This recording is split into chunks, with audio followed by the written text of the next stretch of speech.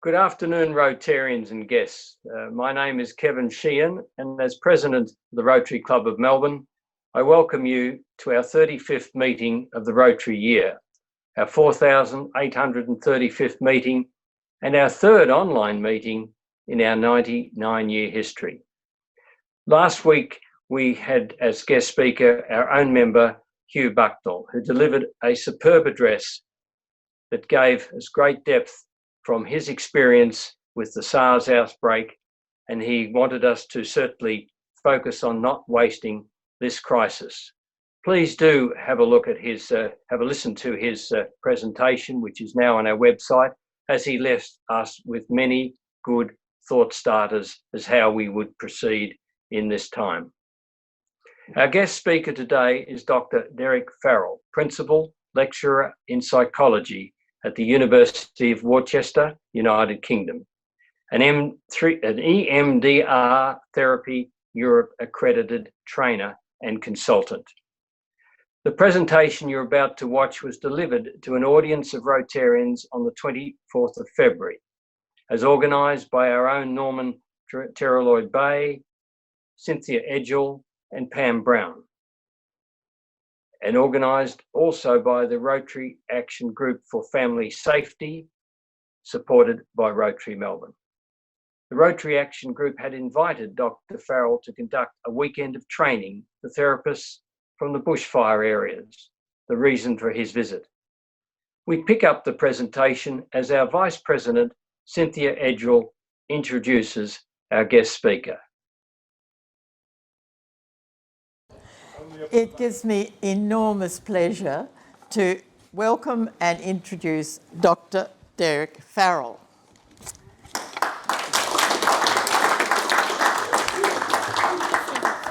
Derek is a Principal Lecturer in Psychology at the University of Worcester, an EMDR Therapy Europe Accredited trainer and consultant, a Chartered Psychologist, and an accredited psychotherapist.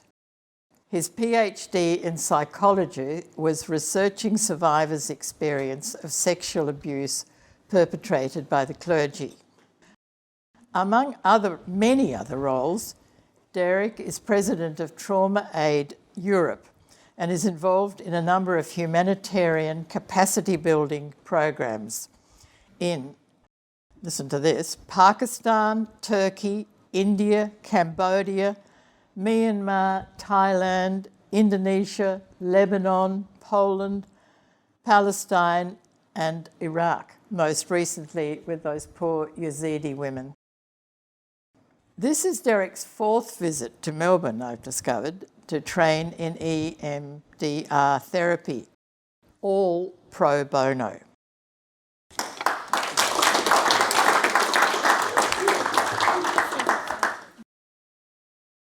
Last June, he came to train those dealing with victims of institutional abuse. This weekend was to train approximately 70 EMDR therapists to work in communities suffering from the trauma of bushfires. I attended on Saturday and was proud to see the Rotary banner affirming our support. EMDR, which I expect you all know, stands for eye movement desensitization and reprocessing, which seems to me an almost magical therapy in its economy of time, efficiency, and lasting effectiveness. So I was delighted to hear Derek say, "It never ceases to amaze me." Derek, you also commented that you don't get invited to many dinner parties because you talk about trauma all the time. Please do.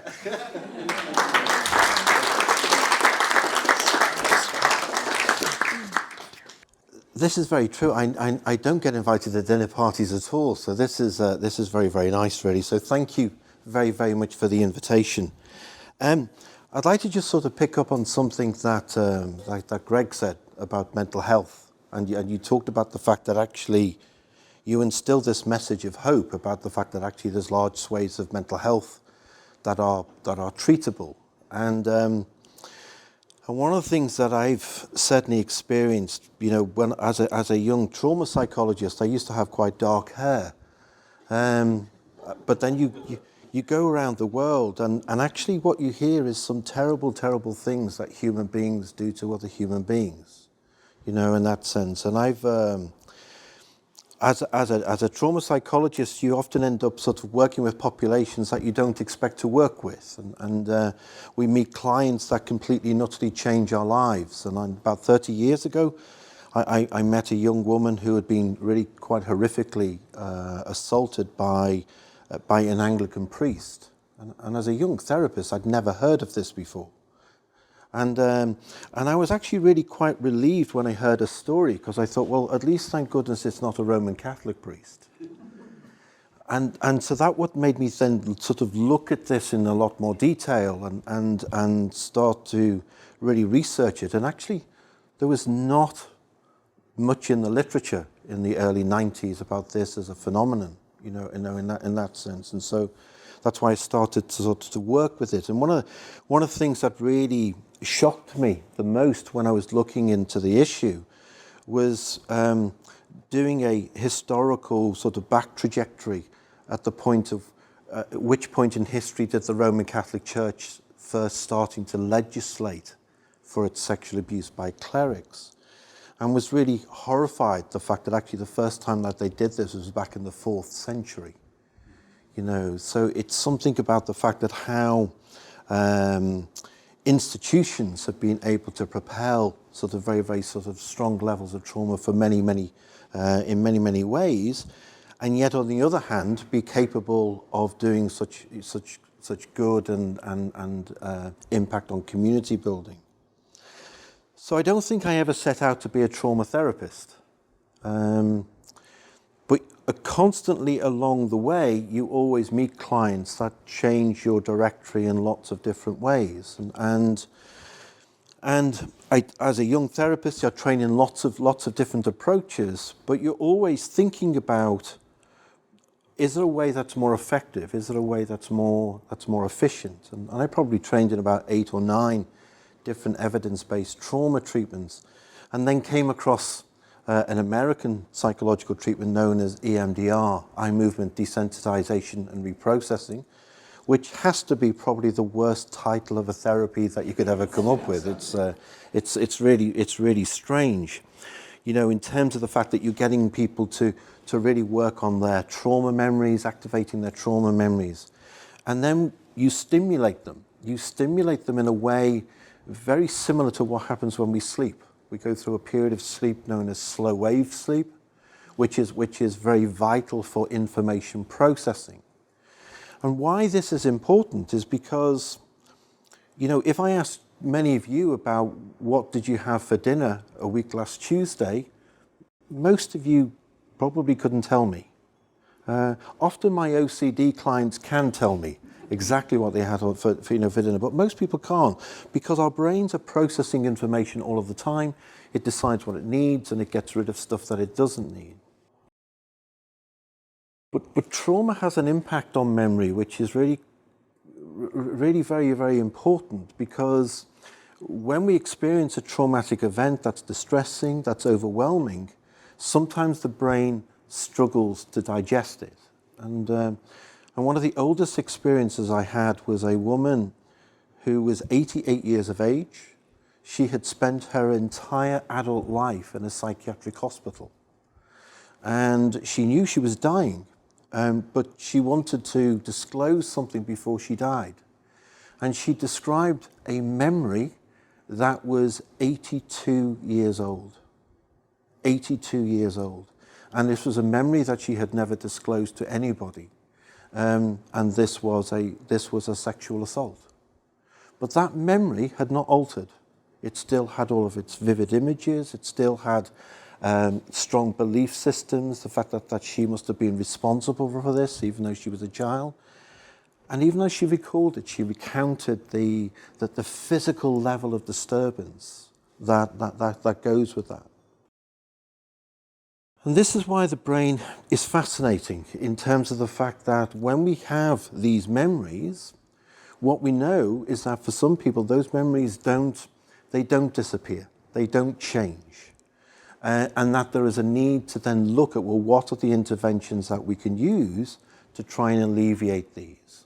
And this is where EMDR sort of comes in. It's a way of activating a memory, stimulating it, because the brain is built to move things. The brain is built to process information. So this is why, I'm very fortunate to have travelled to all of the countries that you very kindly mentioned, and I've only recently started to collect air miles, which was not, I should have done that sort of 25 years ago. But the point is the fact that trauma is ubiquitous. And coming back to what Greg said about the fact that actually to make such an inroad into sort of, in terms of the death of babies is incredible. It is incredible. It's, when you look at the huge impact Rotary's had on polio, but then you look at trauma, and what we have to acknowledge is the fact that trauma populations are going in the opposite direction, because they're not getting smaller. Is actually the prevalence of trauma is increasing. You're probably aware of something that happened in the UK literature, which is that in 2019, more children were abused in the United Kingdom than at any point since records began. So there's something about the fact that actually we're modernizing as a society, but actually the prevalence of trauma is actually is going up. It's not going down. The second thing that you're probably aware of is the fact that we've got more traumatized populations on the move now than at any point since the Second World War. And it's fair to say the fact that actually Europe is not dealing with this in the level in which it should. So what we've got is huge numbers of trauma populations. What we also have is we have a very good knowledge and awareness of what works and what doesn't work. But the problem we have is trying to get the traumatized population with the right treatment. And that also has implications for resources. And I want to come back onto this point a little bit later on. The third aspect that I want to look at is the fact that actually the raison d'etre for being here was to really look at the horrific trauma experiences of the bushfires. And as you know, you don't need anything from me to tell you about how horrific these are, how devastating these are. But it's very easy to make a mistake. It's very easy to make a mistake. And the mistake is to actually, when you look at the bushfires as a trauma, you only see it as one trauma. But actually what we see with trauma, in whichever difficult spot we go to in the world, is the fact that it may be a particular traumatic episode that gets you into that country, but actually when you lift the rock up, you actually see a whole morass of all of the other traumas that are going on, within that, within that environment. And I learned this the hard way, arriving in one of my first sort of disaster zones in Pakistan many, many years ago after the earthquake. And this was a devastating earthquake. I'd never been into an earthquake zone before. And the level of destruction that human nature, issued in that event was very, very significant. There was a very, very high death toll, well into the 80,000s of people that died. And we were trying to train local mental health workers in working with trauma. But what fascinated me about when I was doing some clinical work with clients, I expected them to want to talk about their earthquake traumas. But actually they didn't.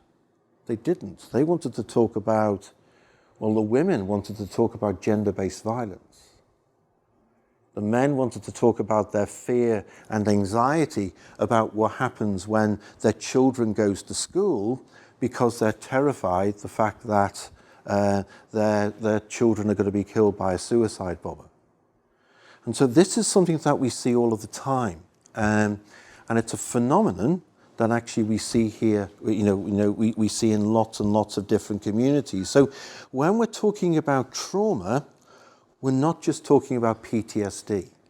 Okay, PTSD is a very, very important clinical diagnosis, but there are lots of people who are traumatized that don't meet the criteria for complex PTSD. The second thing is the fact that we have client groups that have not just experienced one trauma. They've experienced lots of traumas, sometimes a lifetime of trauma. And again, the international community has very good literature now to support the fact that actually, if you have children who are traumatized and they don't get treatment, not only does that impact on their adult levels of functioning, but it makes them sick. It makes them ill. And actually the more children are exposed to adverse childhood experiences, the more of an impact it can have on their life expectancy. It actually shortens their life. So this is why, coming back to Norman's opening speech about sort of protecting the land and children becomes so absolutely pivotal. So looking at things through the lens of trauma is the fact that we see it in lots and lots of different ways. It's about loss, not just about relationships, but also the loss of objects. Lots of objects that often have many treasured sort of possessions. It can be bereavement. It can generate lots of feelings of shame, lots of problems with identity. But it can also have impacts not just on the individual, but on their wider community. And this is something I want to come back to a bit later on in terms of why we have to look at interventions that are not just about how we help people on a one-to-one basis. We also have to look at interventions that very much look at how do you heal communities, how do you facilitate reconciliation and recovery in traumatized communities. Probably the person who's written probably the best about this is Miller's work in 2012, which talks about any intervention that we do in any post-disaster scenario, like the bushfires.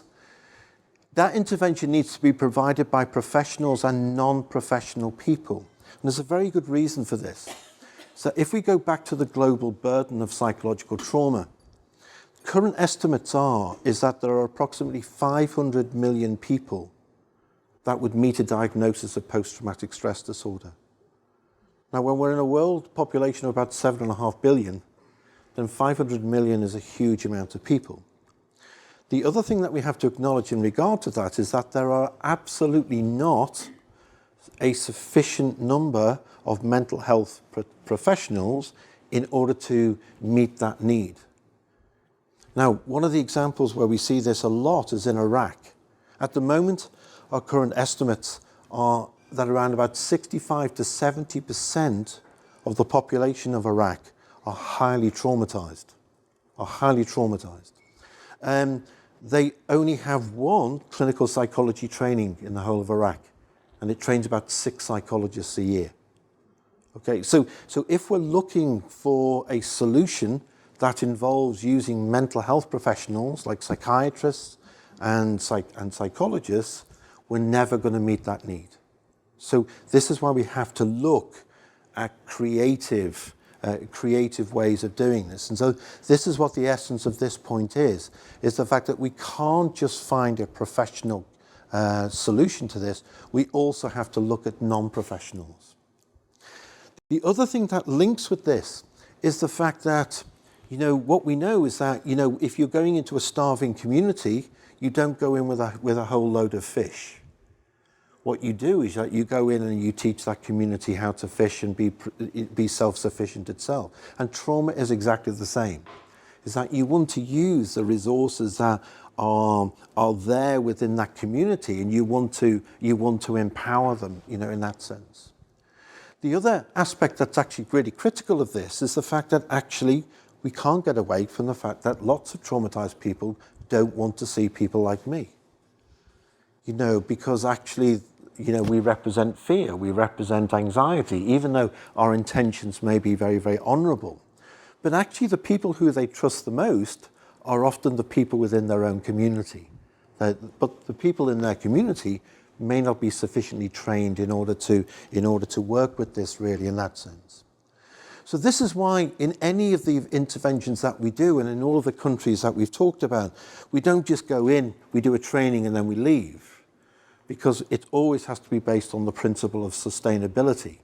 And the only way you get sustainability is actually from building it from within the community, from building it within the country, and then giving them the right amount of help and support in order to enable them to do this. So this is why any intervention that we do always has to be about cultural responsiveness. We are cosmopolitan societies. We have lots of different belief systems. We have lots of different value systems.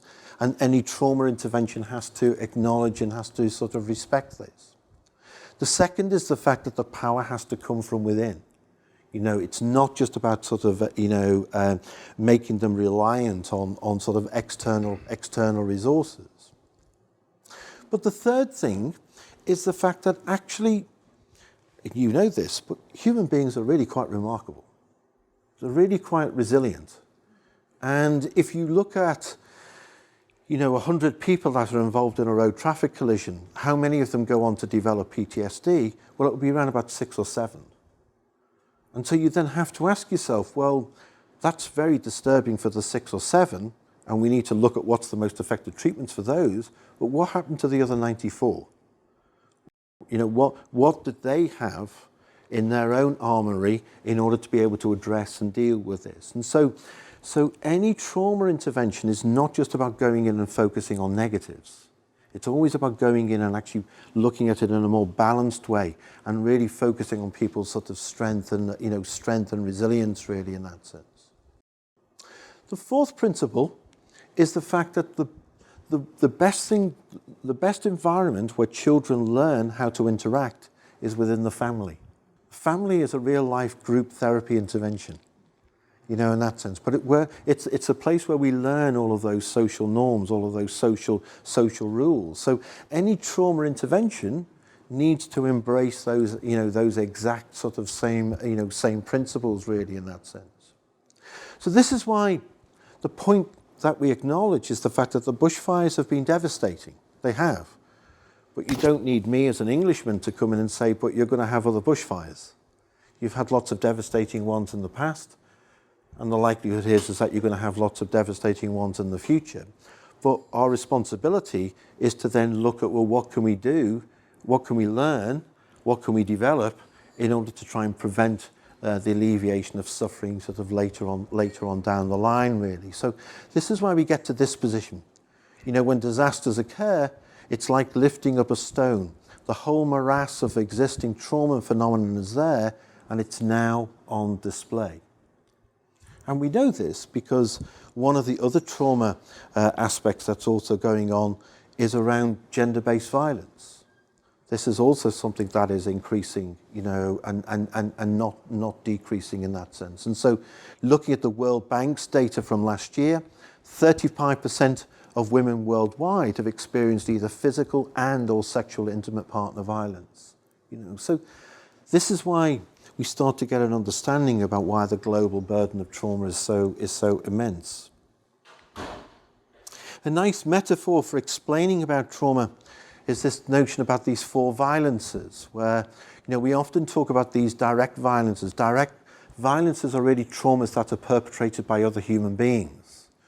And then you have these natural violences where the bushfires will very much sort of fit into that. But actually the 2 other types of violence that we don't talk about are about culture and about structure. Forgive me for being manipulative, but if I give you a British example, that we've just lived through 15 years of economic austerity, where we've seen a massive increase in poverty, effectively. But in that same period, we've also created more billionaires than at any point in our history. And so we start to see the fact that these great sort of disparities between those that have and those that don't, these also create trauma populations. They also create vulnerable populations, really, in that sense. Now, What's also interesting when we then look at this in relation to the bushfires is when we look at it in regard to their recovery. Because what the data shows from lots of meta-analyses is the fact that when a trauma is non-intentional, like a natural disaster, actually 50% of the people improve themselves. And so you see this massive reduction in terms of their trauma symptoms. So this is what the blue line is here. But when a trauma is actually perpetrated by another human being, what you see is the exact opposite. Is the fact that actually the prevalence of trauma sort of goes up. Now the bushfires actually create, on one level, sort of quite an intriguing problem really, because the bushfires are both non-intentional but also intentional, and so we would expect the fact that actually the trajectory for this will be an amalgamation of the two. And what both of these bits of data show is the fact that actually it's much better to do something than to do nothing. To do nothing probably would be the most risky, would be the most sort of negligent really in that sense. So when we talk about interventions, this is what's called the intervention period that's often used by the World Health Organization. And it talks about these, these four areas around specialist services, focused non-specialist support, community support, and basic services and security here. But when we're talking about therapists and we're talking about psychologists and psychiatrists, we're only talking about this part of the pyramid. And the problem with that comes back to what we said before, is the fact that demand outstrips supply. Demand outstrips supply. So we have to look for other solutions in terms of how we're going to deal with this really. So any trauma treatment that's been supported by the World Health Organization or supported by the International Society for Traumatic Stress Studies or supported by lots of national governance bodies, that trauma interventions actually break down into these four categories. You have psychoeducation, you have trauma stabilization, you have trauma confrontation, which is really the point where you're directly sort of processing, trauma memories. And then you get these concepts here around reinvention, resilience, post-traumatic growth. Because what we also know about trauma is that trauma changes people. And one of the expectations people have is they want their lives to go back to the way things were before, but often this is just not possible because the world is a fundamentally sort of different place, really. I won't go too much into the details, but if you think about some of the experiences that you may have, you wake up tomorrow morning, you have a pain in your stomach and you've never had this pain before. And if you think about, what's the process that you then go through, you're then trying to think, well, have I eaten something? Have I drunk something? If it may be, an illness or something. But probably what you will do these days is that you'll pick your phone up or you'll pick your iPad up or you'll switch your computer on and you'll go onto Google and you'll start to type in your symptoms.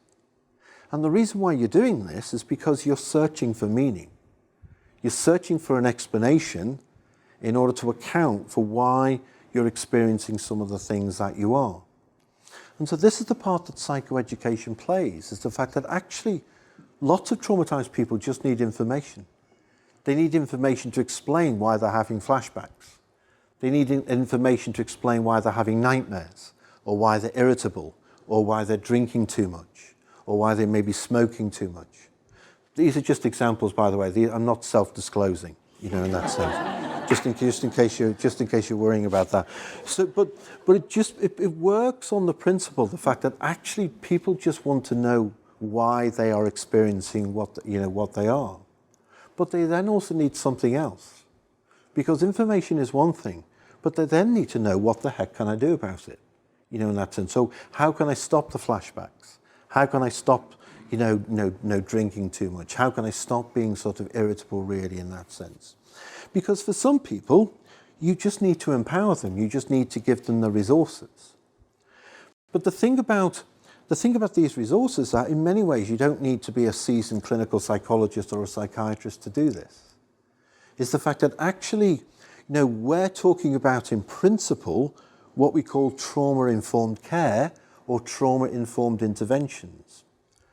But actually where we should be is having trauma-informed conversation. It's about increasing the discourse as to why trauma is important.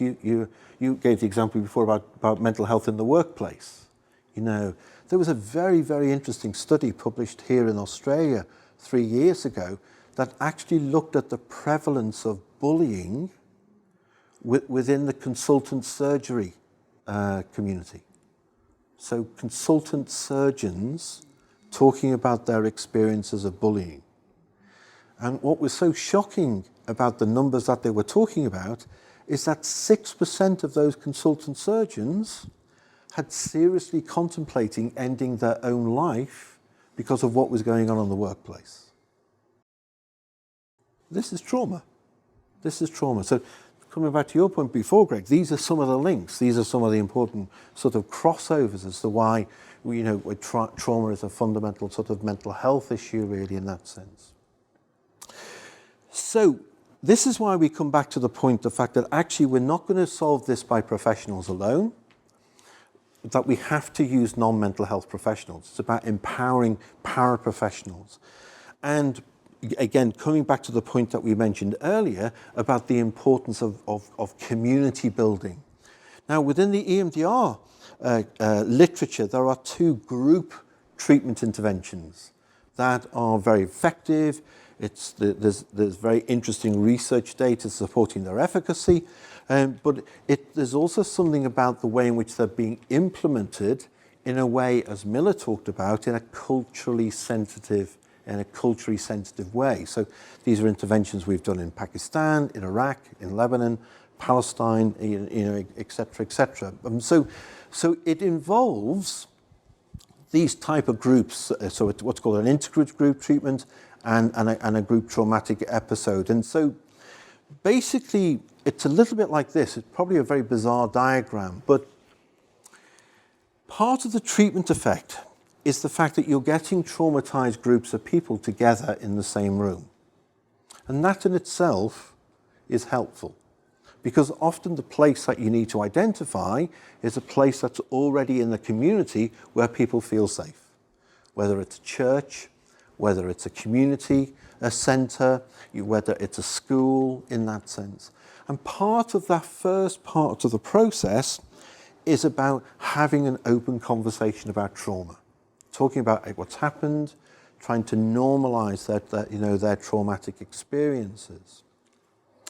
Now, what we also know from as an educationalist is that 2/3 of people are visual learners.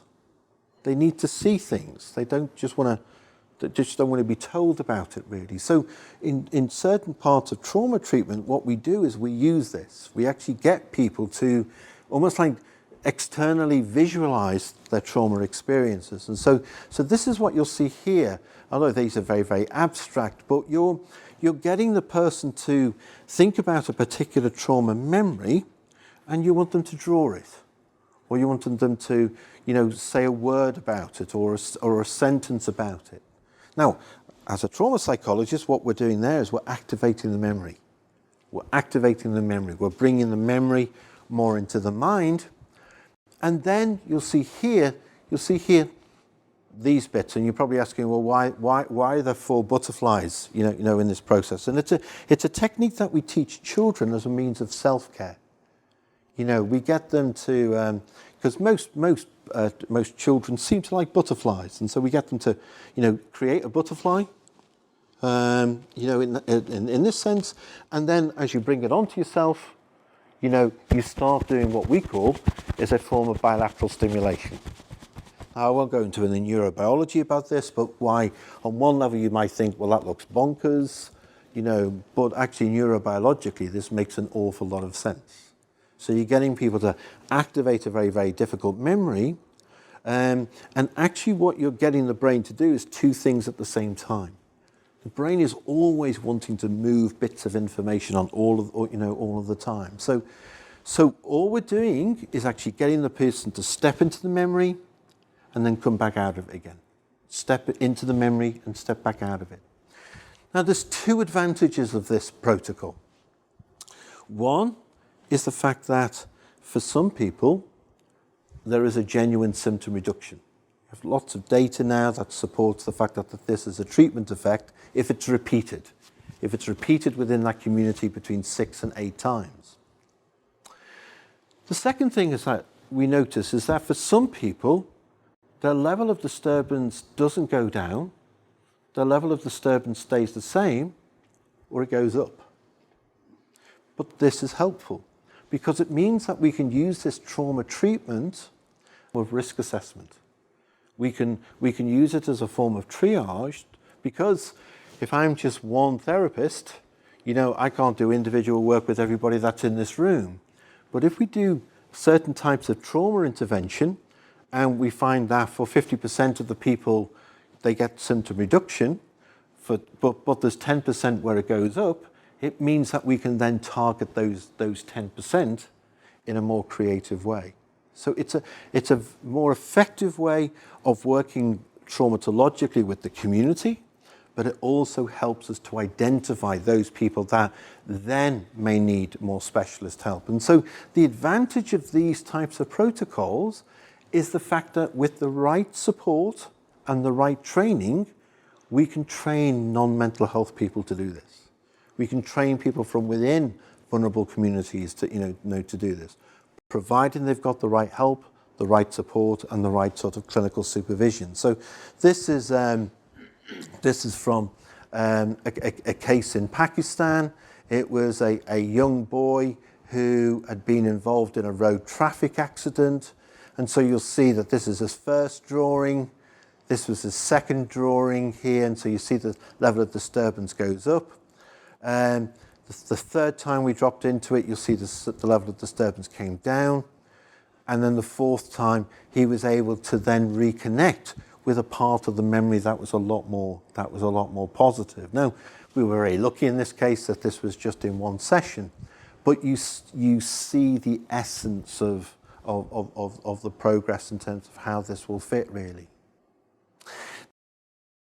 Now, the other aspect of the community is the fact that we like to think that all of our communities are healthy, are functional, are caring, are compassionate.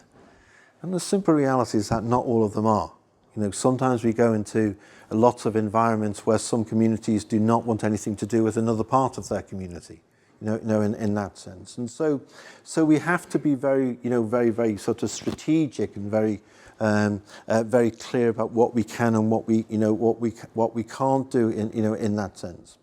But one of the other reasons why this is important with regards to reconstruction is really about emphasizing why reconciliation plays a very important part in healing. Now, forgive me, because you probably know this story, but I think it sort of links this very, very well. But in Northern Ireland, that they've experienced 35 years of conflict between the Catholic and the Protestant community. And this was known as a cold conflict because actually they didn't want to talk to one another. So Bill Clinton at the time invited, Senator George Mitchell to come as a peace envoy. And so what he did is he invited the politicians to Stormont, the main public building in Northern Ireland, and he gave each of the political parties a room.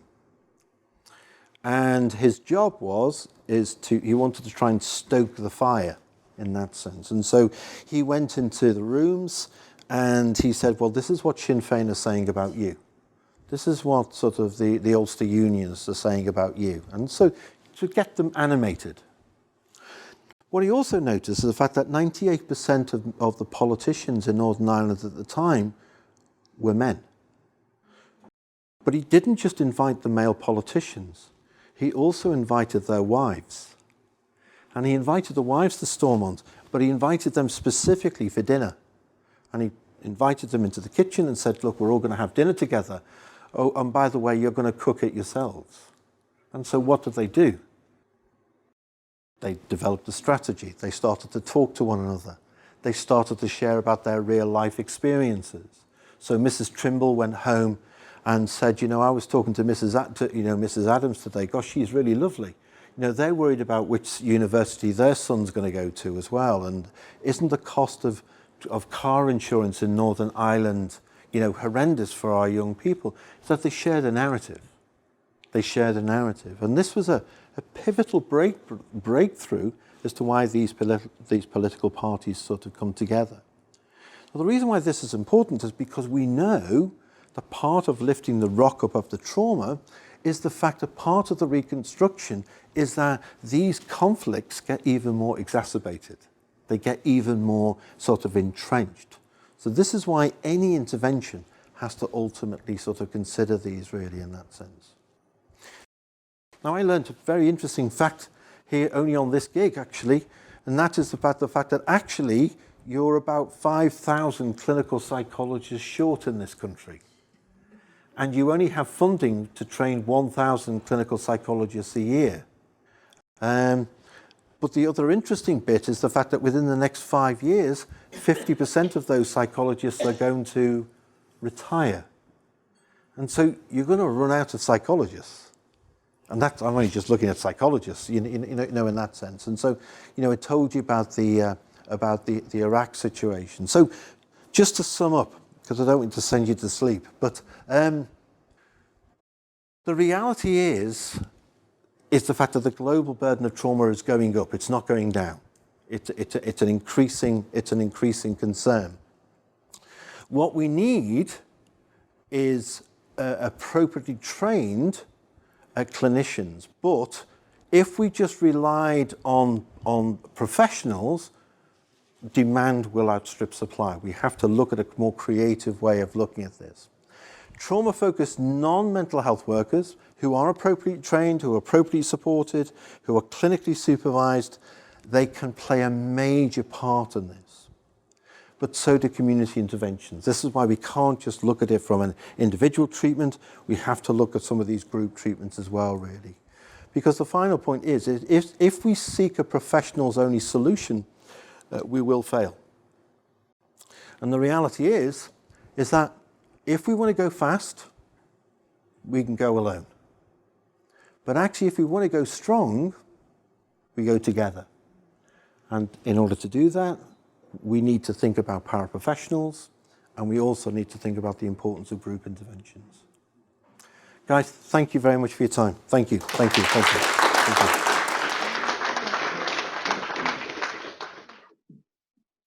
As we have all just heard, it is vital to recognise that mental health is a major ongoing concern from the recent bushfires in Victoria.